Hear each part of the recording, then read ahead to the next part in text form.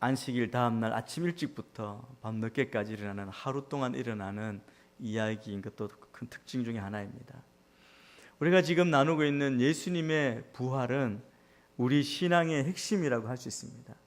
만약 우리 주님이 부활하지 않으셨다면 사도 바울이 고백한 것처럼 우리의 믿음도 헛것이고 우리가 여전히 죄 가운데 있을 것이고, 그리고 우리가 주님을 위해 애쓰고 수고하는 모든 것도 다 헛것이 될 것입니다. 그러나 우리 주님은 분명히 다시 살아나셨습니다. 원수들은 예수님을 십자가에 못 박아 죽임으로 자기들이 승리했다고 생각했지만, 그러나 주님은 그 십자가를 이기고 사흘 만에 죽은 자 가운데서 다시 살아나셨습니다. 그리고 40일 동안 이 세상에 계시면서 확실한 많은 증거로 사람들을 만나셨습니다. 그리고 많은 사람이 보는 앞에서 승천하셨습니다. 그리고 승천하시면서 주님이 다시 오실 것이라고 약속하셨습니다. 그러므로 예수님은 지금도 우리와 함께 살아계시는 분이십니다. 그분의 부활은 확실한 역사적인 사실입니다. 여러분, 그런 주님의 부활이 있기 때문에 우리가 얻는 축복이 얼마나 많은지 모릅니다. 지난주에 우리는 엠마오로 가던 두 제자 이야기, 특별히 그들이 예수님을 만난 이야기를, 그 장면을 나누었습니다. 예수님께서 성경을 풀어주실 때 그들의 마음이 뜨거워졌다고 그렇게 증거합니다. 그리고 저녁을 함께 먹을 때 예수님께서 떡을 떼어 제자들에게 주시니 그들의 눈이 밝아져서 그동안 자기들과 함께 했던 그분이 바로 부활하신 주님임을 알았습니다. 주님을 알자 주님은 갑자기 사라지셨죠. 그런데 그들은 주님을 만난 그 흥분과 감격 때문에 그 자리에 그냥 있을 수 없었습니다.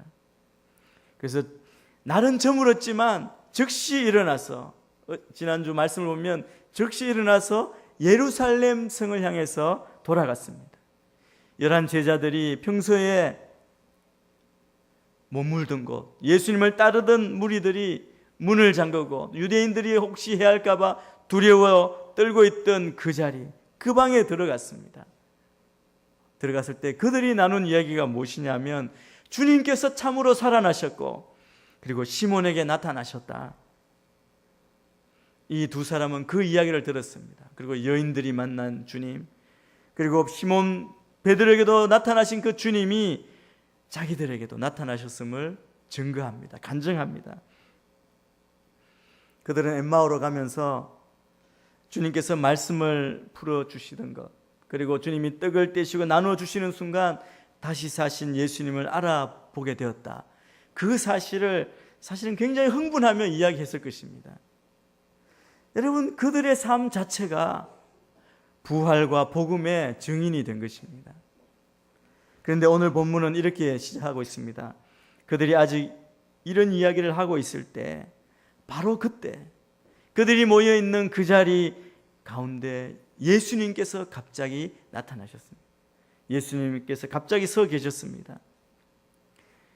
부활의 주님은 사실 두려움과 충격에 빠져있던 그 제자들을 찾아오셔서 그 가운데 서시고 가장 먼저 첫 인사를 하십니다. 그 인사가 평화의 인사를 하시는 것입니다. 여러분, 우리가 이 땅에 살면서 우리 인간들이 가장 찾고 추구하고, 그리고 우리 인생 가운데 가장 필요한 것이 있다면 그것은 바로 평화가 아닐까 생각합니다. 바로 평화, 평강, 샬롬이 가장 필요한 우리들입니다. 그런데 이 예수님께서 평강으로 인사하실 때 이 인사는 당시 사람들에게 흔한 인사였습니다. 샬롬. 저희도 저희 선교단체에서 활동할 때 우리가 만나면 샬롬 그렇게 인사하던 때가 있었습니다. 샬롬. 그리스도의 평화를 전합니다. 어떤 목사님 이런 인사를 하더라고요. 그리스도의 평화가 여러분과 함께 있기를 원합니다. 여러분, 평화를 비는 인사. 그런데 부활하신 주님이 하신 이 첫 인사는 그냥 매일 하는 형식적인 인사가 아니었습니다.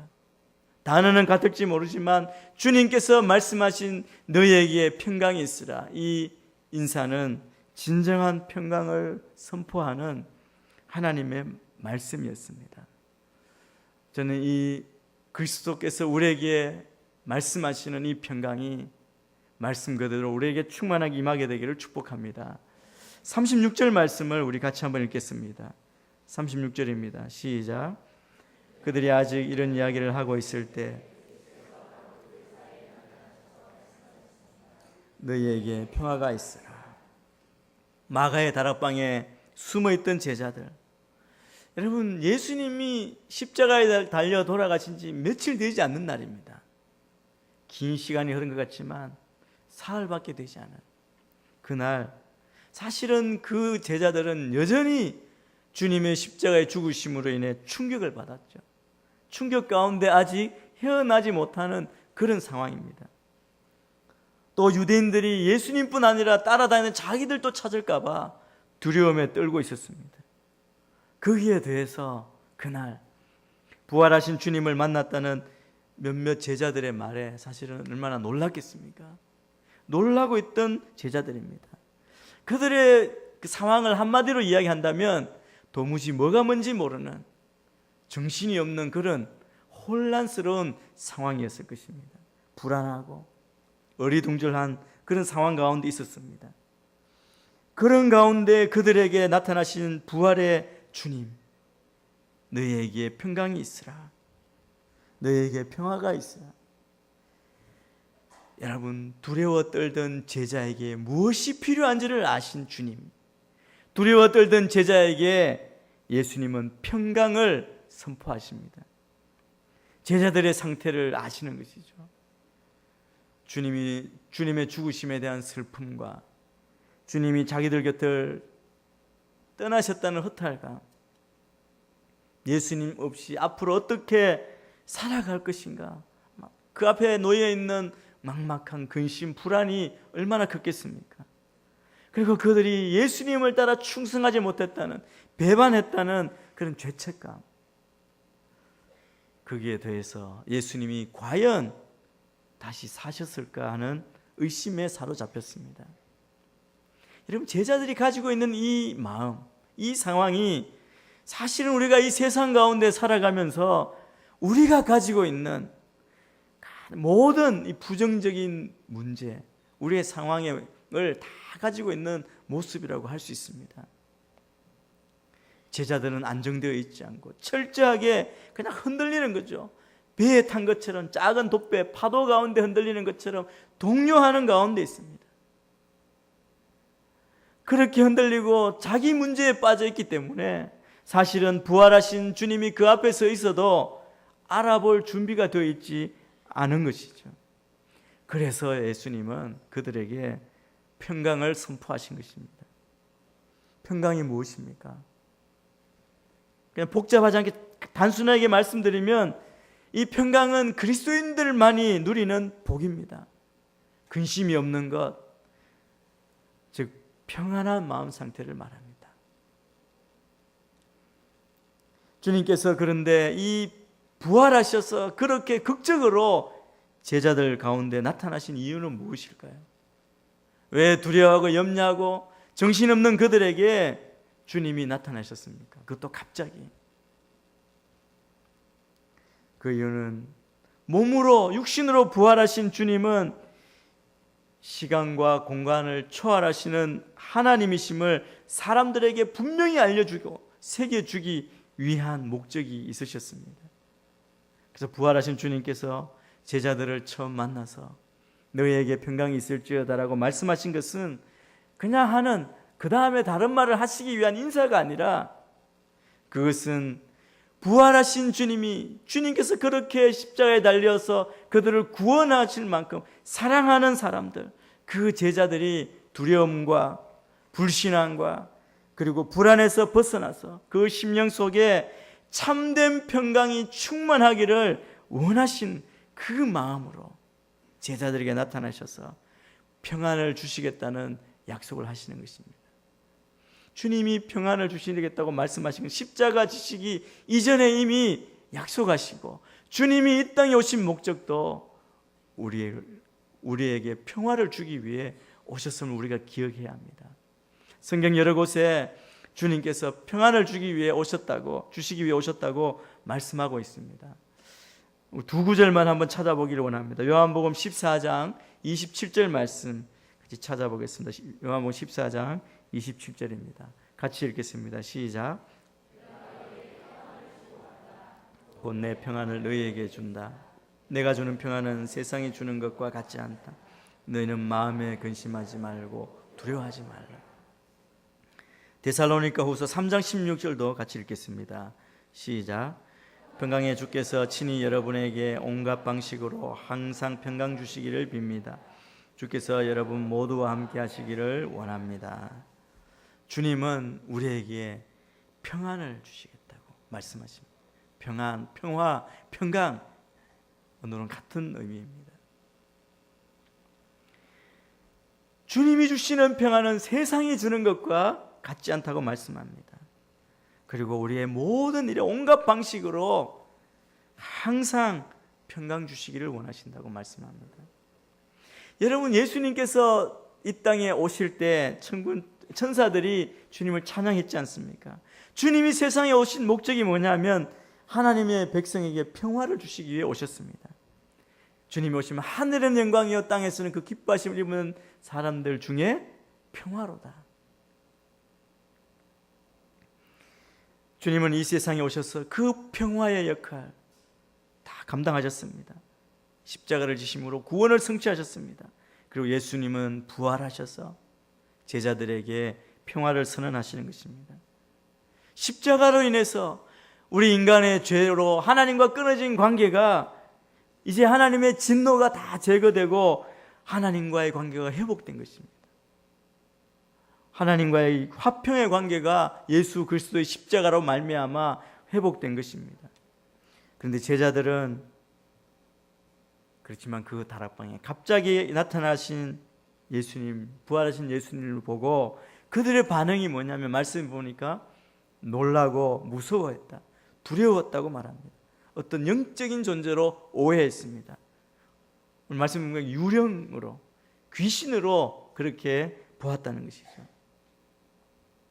예수님은 우리에게 너에게 평화가 있다, 평화를 주시겠다고, 평화가 충만하기를 원하셨는데, 여러분, 이 제자들이 우리가 주님이 주신 평화를 받아 누리려면 우리가 제자들에게 먼저 필요한 것이 있었습니다. 그것이 무엇이냐면 바로 믿음입니다. 여러분, 우리가 세상에 살면서도 그렇죠. 비행기를 탔는데 이 비행기가 나를 목적지까지 데려다 줄 것이라는 믿음이 없으면 타지도 않을 것이고, 탄다면 얼마나 불안하고 공포에 떨겠습니까?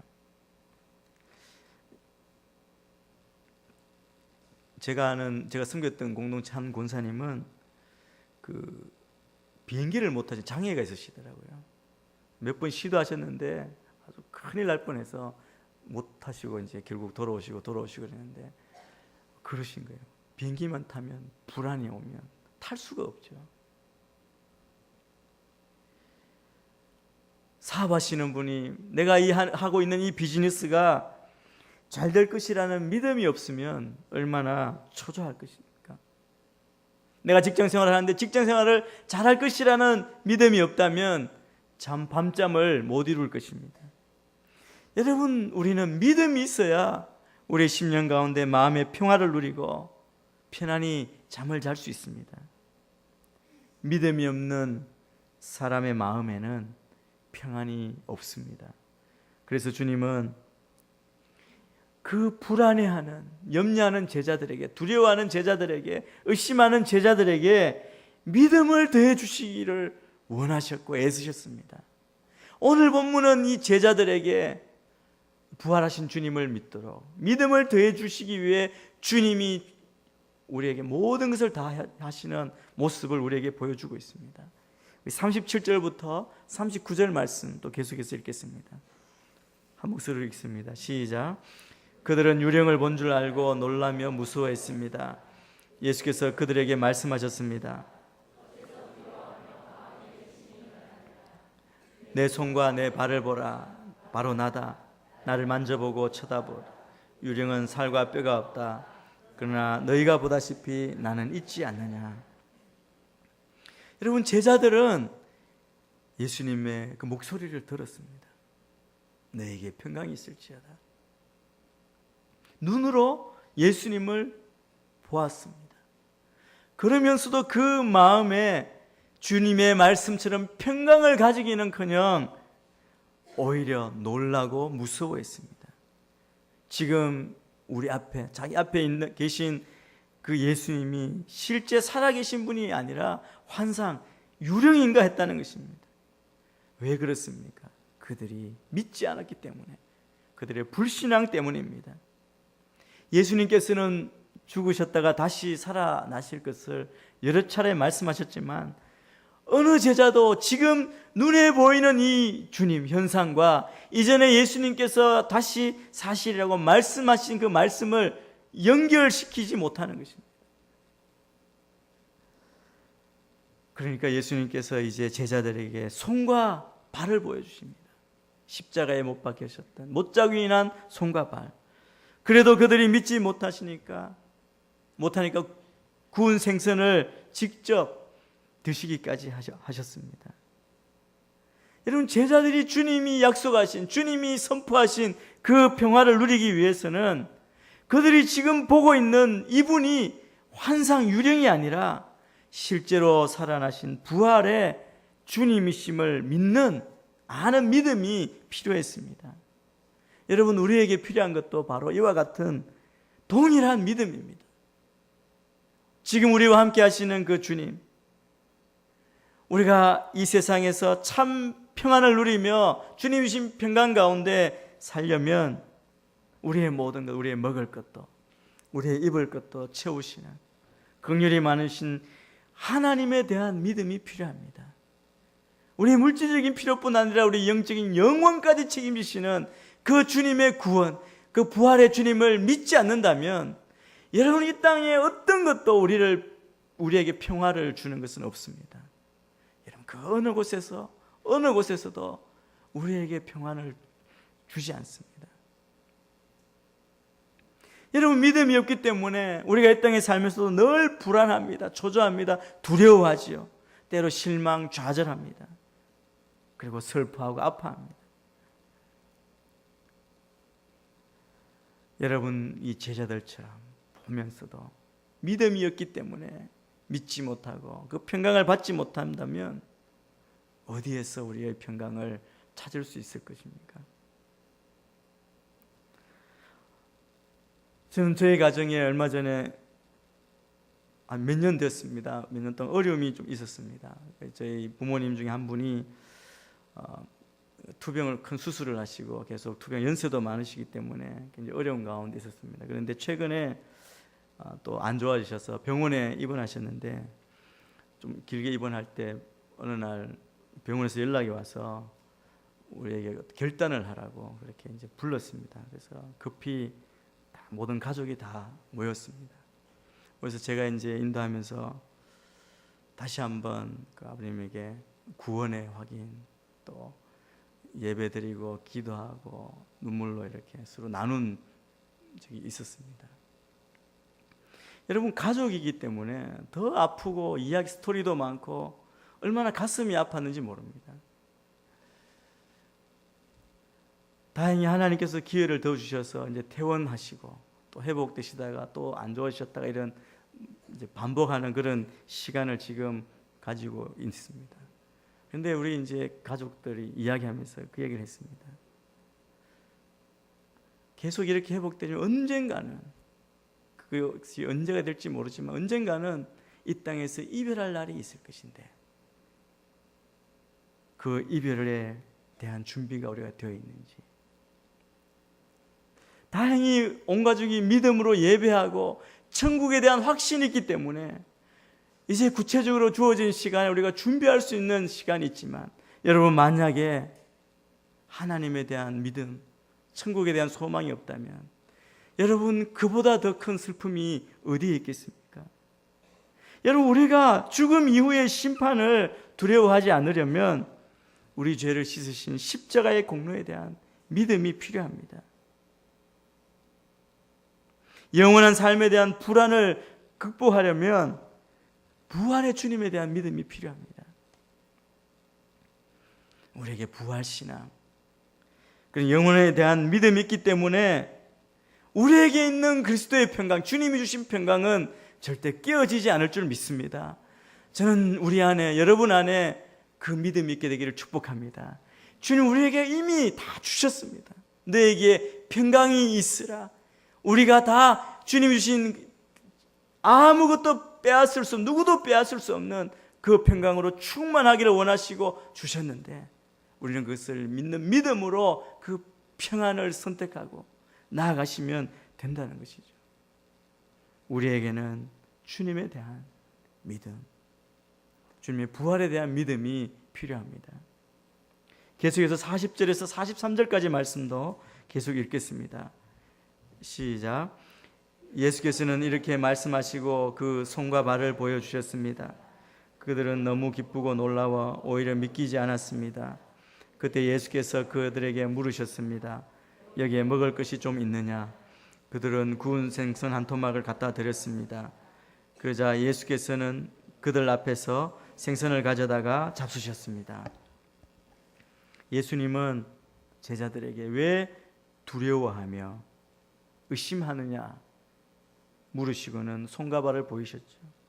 그리고 자신이 영이 아니라 환상이 아니라 유령이 아니라 살과 뼈를 가진 실체로 부활하셨음을 증명합니다. 주님이 왜 증명하시는지 아까 설명드렸죠.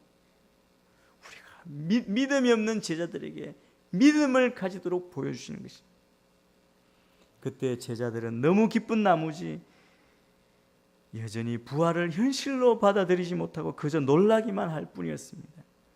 예수님은 더 확실한 증거를 보여주셨습니다. 생선 한 토막을 잡수신 것입니다. 자신이 죽으셨다가 다시 살아나셨음을 증명하신 것입니다. 제자들은 더 이상 그분의 부활을 믿지 못할 이유가 없었습니다. 방금 읽은 본문 41절 말씀은 이 제자들이 얼마나 기쁨, 환희에 찼는지 그 순간을 이렇게 증가합니다. 그들은 너무 기쁘고 놀라워 오히려 믿기지 않았습니다. 이게 무슨 뜻입니까? 그들이 너무나 큰 기쁨으로 충만했다는 것입니다. 일어나리라고 상상할 수도 없었던 일을 자기 눈앞에서 목격하니까 역설적으로 믿기지 않는 의안이 벙벙할 수밖에 없는 상황인 것이죠. 그전에는 두려움이 있었고 불신앙이 있었고 그리고 불안이 있었지만 이것이 주님이 다시 부활하심을 확인하고 믿으니까 이것이 변해서 기쁨으로 변한 것입니다. 더 이상 두려움, 불신, 불안이 끼어들 수 없는 것입니다. 여러분, 오늘 말씀 가운데 다시 생각해 보면 그렇다면 이 영원한 평강, 평화는 어디로부터 흘러나오는 것입니까? 이 평강의 원천은 바로 부활하신 예수 그리스도이심을 믿습니다. 예수님에게 이 평강의 그 원천이 있다는 것입니다. 시간과 공간을 초월하시는 하나님께서 지금 내 앞에 우리 가운데 계시는데 여러분, 우리가 부활하신 주님, 살아 역사하시고 우리를 구원하신 주님이 이 땅에 내 옆에 계심을 알고 믿는데 우리가 어떻게 무슨 상황이 오든 우리가 평강의 사람이 되지 않을 수 있겠습니까? 저는 우리가 이 든든한 믿음 안에 우리의 평강이, 우리의 마음의 중심이 흔들리지 않는 참 평강을 누리는 우리 모두가 되기를 축복합니다. 여러분, 그런데 예수님이 우리에게 그것을 믿도록 계속 말씀하시고 보여주셨습니다. 체험케 하셨습니다. 그런데 이 믿음이 어떻게 생기는 것입니까? 제자들은 예수님의 못 박힌 손과 발을 보고 생선을 드시는 것을 확인했지만 사실은 그들의 믿음을 온전케 한 것이 무엇이었냐면, 그 체험도 중요했지만 그들의 믿음을 온전케 한 것이 무엇이었는지 바로 다음 장면에서 말씀해 주고 있습니다. 그것은 바로 성경 말씀을 깨닫게 해주시는 것입니다. 44절 45절 말씀 또 계속 읽겠습니다. 시작. 예수께서 그들에게 말씀하셨습니다. 내가 전에 너희와 함께 있을 때 기록된 모든 일이 마땅히 이루어져야 한다고 너에게 말한 것이 바로 이것이다. 그리고 예수께서 그들의 마음을 열어 깨닫게 해주셨습니다. 여러분, 눈에 보이는 것, 우리가 직접 만나고 체험하는 것도 강력합니다. 그런데 눈에 보이는 증거보다 더 강력하게 우리의 믿음을 불러일으키는 것은 바로 이 하나님의 말씀, 성경 말씀을 깨닫는 것입니다. 여러분, 이 원리는 지난주 우리가 살펴본 대로 엠마오로 가다가 부활하신 주님을 만나고 다시 예루살렘으로 돌아온 이 두 제자도 똑같은 경험을 한 것입니다. 엠마오로 가던 제자들의 믿음을 회복시키고 엠마오로 가던 그 발걸음을 다시 돌려 예루살렘으로 돌이킨 것은 바로 예수님께서 성경을 풀어서 그 마음에 깨닫게 하신 것입니다. 뜨겁게 하신 것, 그것입니다. 그래서 우리는 이 원리를 발견할 수 있습니다. 주님이 말씀하신 그 평화, 우리에게 허락하신 그 평화는 믿음으로부터 나옵니다. 믿을 때 우리가 평화가 옵니다. 그런데 이 믿음은 하나님의 말씀을 깨닫는 데서 나온다는 것입니다. 말씀을 깨닫는 것은 주님이 그 말씀을 풀어주실 때 일어나는 사건입니다. 그래서 바로 조명하신 성령님이 우리의 말씀을 볼 때 조명해 주시는 것입니다. 말씀을 볼 때 깨닫는 것은 우리의 지식이나 경험, 그것이 아니라 성령님의 조명하심으로 그 말씀을 깨닫는 줄 믿습니다.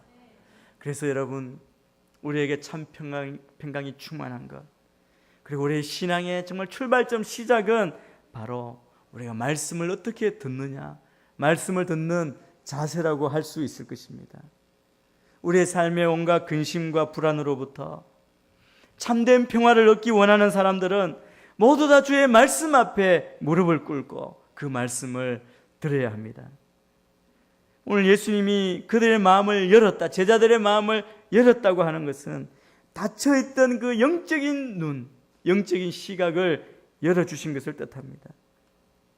그들은 지금까지 닫혀 있었기 때문에 예수님의 순환도 부활의 영광에 대해서도 다 알지 못했습니다. 믿지 못했습니다. 그래서 부활의 소식을 들었지만 믿지 못했고, 주님이, 부활하신 주님이 자기 눈앞에 나타났지만 의심했고 두려워했습니다. 여러분, 눈과 마음이 닫힌 상태로는 예수님의 십자가 죽음과 부활로 성경의 모든 예언이 성취되었다는 진리를 결코 깨달을 수 없습니다. 그래서 예수님은 이 제자들, 그들의 마음을 열어주신 것입니다. 이 시간에 우리 인생 가운데도 주님께서 친히 우리의 마음을, 눈을 열어주시기를 축원합니다. 여러분, 눈을 열고 나니까 그들이 무엇을 깨달았느냐 하면, 무엇을 깨닫게 하시느냐 하면 46절 47절에 말씀이 나와 있습니다. 46절 47절 말씀 같이 읽습니다. 시작. 예수께서 그들에게 말씀하셨습니다. 이렇게 기록되어 있다. 그리스도께서 고난을 겪고 3일째 되는 날 죽은 사람들 가운데서 살아날 것이며 또 예루살렘으로부터 시작해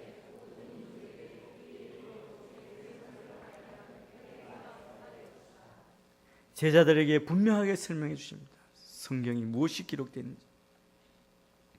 여러분, 제자들에게 뿐만 아니라 부활의 주님을 만나는 사람들에게 이 하나님의 말씀은 예수님에 대해서 말씀하시는 것이라는 것을 깨닫게 해주십니다.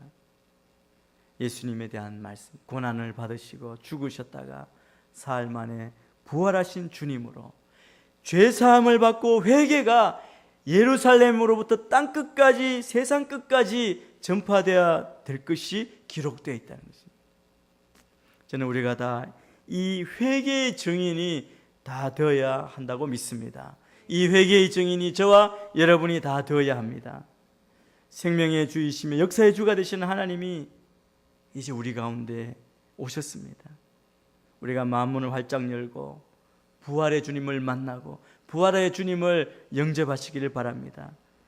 그러면 우리는 다 근심이나 염려, 불안, 사망의 권세에 의해 지배당하지 않습니다. 우리는 이미 영생을 받았습니다.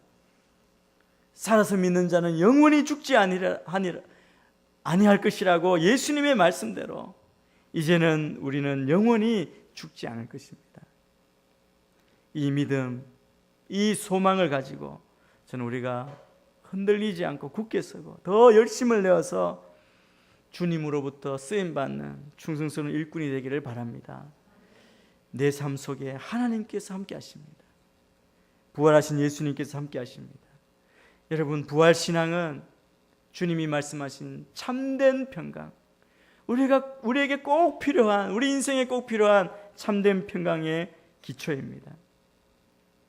부활신앙이 있는 곳에 참된 신앙이 자랍니다. 그럴 때 우리는 그 평강으로부터 기쁨도 얻고 위로도 받습니다. 그리고 우리에게 맡겨주신 사명도 감당할 수 있습니다. 근데 기억해야 할 것은 이 참된 평강은 우리가 뭔가 해서 이 참된 평강 우리가 쟁취하는 것이 아니라는 사실입니다. 너에게 평강이 있으라. 이것은 오직 주님께서 주시는 선물입니다. 은혜요 축복입니다. 그래서 부활하신 예수님께서 지금도 친히 우리들 가운데 오셔서 이렇게 말씀하십니다. 너희에게 평강이 있을지어다. 저는 그리스도의 평강이, 그리스도의 평화가 여러분 삶에 영원토록 함께 하시기를 축원합니다. 기도하겠습니다. 하나님 아버지, 감사합니다. 우리는 세상의 염려와 근심으로 참 평강이 없는 삶을 살고 있습니다. 그러나 우리의 참 평강 되신 주님 부활하셔서 우리에게 평강을 허락하심을 감사합니다. 주님이 주신 이 평강, 우리가 믿음으로 말씀에 근거해서 충만한 평강을 누리는 자가 되게 인도하여 주옵소서. 그래 하나님, 세상의 모든 헛된 것에 흔들리지 아니하고 영원한 주의 말씀 안에서 주님이 주신 영원한 생명을 누리며 참 평강으로 나아가게 하시고, 아직 이 평강을 모르는 자들에게 주의 평강을 전하는 자로 쓰임받는 주의 자녀가 다 되도록 인도하여 주옵소서. 우리 함께 하시는 주님 찬양합니다. 부활의 주님, 우리와 함께 하심을 믿고 우리의 영적인 눈이 열려지며 우리의 삶의 지경이 넓어지고 우리의 영안이 열리는 놀라운 은혜를 허락하여 주옵소서. 감사하며 예수님 이름으로 기도합니다. 아멘.